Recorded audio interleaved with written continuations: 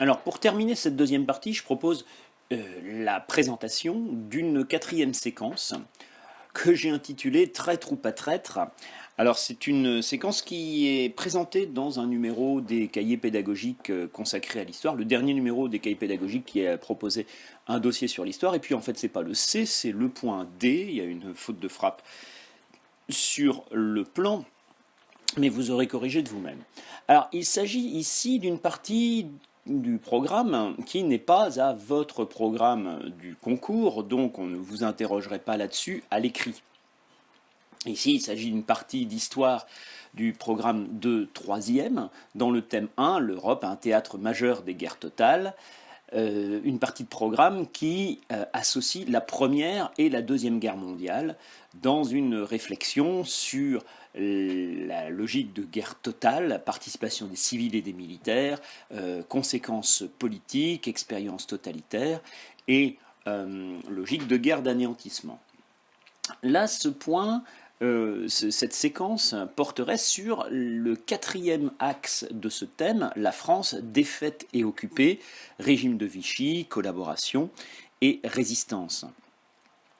En fait, la guerre elle-même, la Seconde Guerre mondiale, a été vue, la Deuxième Guerre mondiale, une guerre d'anéantissement, elle a déjà été abordée, elle a déjà été étudiée à ce moment-là, mais en fait, on a surtout parlé de la violence dans cette guerre. C'est la problématique majeure qui est traitée ici. L'idée de l'anéantissement a été développée. Et en fait, les différents camps qui s'affrontent dans cette guerre ne sont pas forcément très clairs aux yeux des élèves. Les protagonistes ne sont pas forcément bien établis. Et c'est un des points que on souhaite traiter dans la quatrième partie, la France défaite et occupée. De quel côté était la France, justement?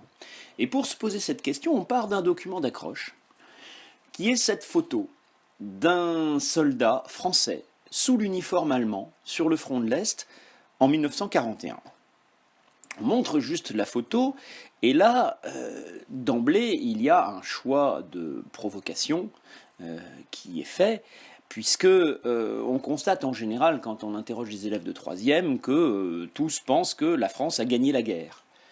Mais alors, si elle a gagné la guerre, bon, contre les Allemands, manifestement, en général, ça c'est un point qui est à peu près acquis, les représentations ici sont mises à l'épreuve.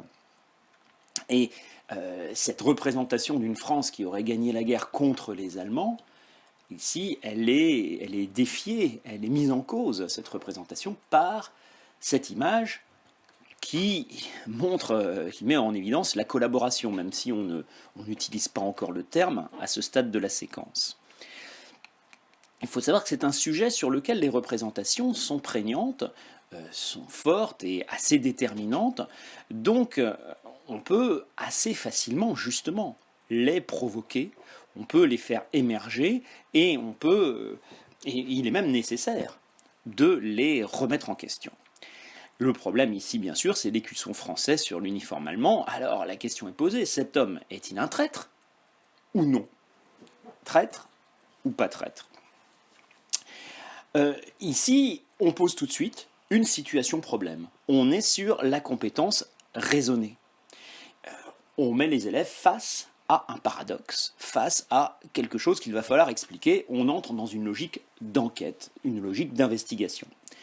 Pour cette logique d'investigation, on fournit une documentation assez importante. Alors, dans la séquence telle qu'elle est présentée dans les cahiers pédagogiques, on propose 18 documents sur la France pendant la guerre. Alors des documents de tous ordres, ça va bien sûr du texte, d'un extrait du discours de Laval qui dit « Je souhaite la victoire de l'Allemagne » jusqu'à un portrait de De Gaulle avec très peu d'explications en fait sur le portrait de De Gaulle. On a juste son portrait, sa photographie et son nom.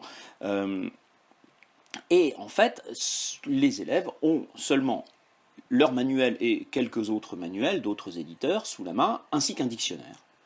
Et ils doivent, sur cette base, comprendre ces documents, parce que ces documents doivent leur permettre de comprendre dans quelle dans quel contexte, on ne dit pas encore le mot, mais dans quel contexte cette photo a été prise. Alors, première étape, classer les indices que vous relevez dans les documents en 3 colonnes. 3 colonnes, personnages, événements, comportements. Là, on classe les informations, c'est le premier niveau d'analyse des documents. On distingue les informations, ça rejoint un peu les questions qui, où, quand, quoi, pourquoi. On pourrait d'ailleurs proposer cette grille-là, plutôt que faire personnage, événement, comportement, on pourrait faire qui, où, quand, quoi, pourquoi. Peut-être éviter le pourquoi, qui là risque de compliquer un peu les choses, et le proposer plus tard, parce que là on entre dans vraiment la mise en relation, alors que pour le moment on se contente de relever les indices. Sur cette, ici, il s'agit vraiment de la compétence analyser et comprendre un document. Si on reprend la liste des 7 compétences qui sont en jeu au collège. Deuxième étape, là on met en commun toutes les informations, on mutualise, on est dans le cadre d'un travail collectif, et puis on se rend compte qu'il y a un certain nombre de mots compliqués, un certain nombre d'éléments qui ont été mis au jour et qui manquent encore de clarté. Donc on va en faire une deuxième recherche sur ces mots-là qu'on a reconnus collectivement, des mots et des notions qu'on a mises dans le tableau, mais qu'on a simplement recopiées du dictionnaire sans forcément les comprendre. Donc on fait une nouvelle étape de recherche pour essayer de comprendre les derniers points qui posent problème, qui sont en général les plus importants. Ici, il y a la mutualisation, bien sûr, et puis il y a la notion de construction de repères historiques. On met en place, on reconnaît Pétain, on reconnaît De Gaulle, on reconnaît Laval, on commence à distinguer les camps qui sont en jeu ici dans cette action. Troisième étape, on recoupe les indices. Cette fois, on rassemble tout ce qu'on a. Une fois qu'on en a parlé et qu'on a affiché ça sur un tableau, on peut recouper tout ça et on fait apparaître fatalement la division de la France entre collaborateurs et résistants. Ici, la compétence, c'est raisonner, il s'agit de mettre en relation des informations de sources différentes, de les confronter et de faire naître une idée plus générale et passer à un stade supérieur de l'abstraction. En fait, ici, à ce niveau du raisonnement, on se rend compte que la photo n'a de sens que par rapport à son contexte.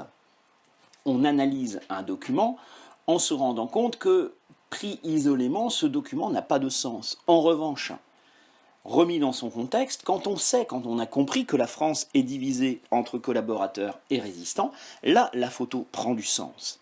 Alors, est-ce que ce soldat est un traître ou n'est pas un traître? En fait, c'est compliqué.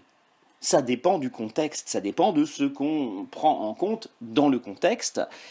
Et on a pu mettre en évidence l'importance de la contextualisation ici. C'est donc un savoir méthodologique qui est acquis en même temps qu'un savoir factuel sur la Seconde Guerre mondiale. Ici, il y a bien sûr, dans ce savoir factuel sur la Seconde Guerre mondiale, il y a des notions qui ont été acquises, notions d'occupation, de résistance, de collaboration, mais aussi donc des notions méthodologiques comme la notion de contexte et la nécessité de contextualisation. Ensuite, quatrième étape, là il est temps de rédiger la trace écrite. Et alors la proposition de l'enseignant qui a décrit ce cours, c'est de la faire rédiger par les élèves eux-mêmes sur Framapad, donc en salle informatique, mais à partir d'un plan fourni par l'enseignant. L'enseignant l'a fourni le plan et les élèves remplissent les cases du plan de façon collaborative.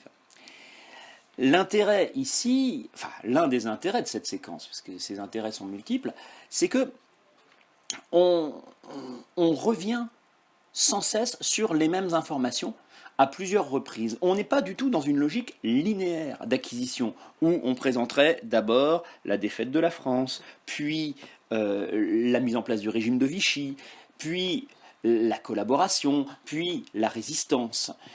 En fait, on ne progresse pas de manière linéaire, mais on progresse de manière spiralaire. C'est-à-dire qu'on revient sans arrêt au même point, mais en approfondissant toujours un peu plus. Ce qui fait qu'on passe en revue l'ensemble des problèmes plusieurs fois. On a l'ensemble des problèmes concentrés dans le document d'accroche, on a l'ensemble des problèmes dans les documents qu'on passe en revue, on a l'ensemble des problèmes dans les mots compliqués, les éléments sur lesquels on fait la recherche, et puis on reprend en compte l'ensemble des éléments lorsqu'on recoupe les indices. Enfin, l'ensemble des éléments sont rappelés par le professeur lorsqu'il donne le plan, et l'ensemble des éléments, encore une fois, sont pris en compte par les élèves quand ils rédigent le cours. Donc, en réutilisant plusieurs fois les mêmes éléments et en les approfondissant à chaque fois, eh bien, les élèves se les approprient et repèrent l'essentiel, le distinguant de l'accessoire. Donc voilà une séquence intéressante qui permet de passer en revue justement un ensemble de problèmes, mais aussi de prendre conscience de la nécessité de la contextualisation.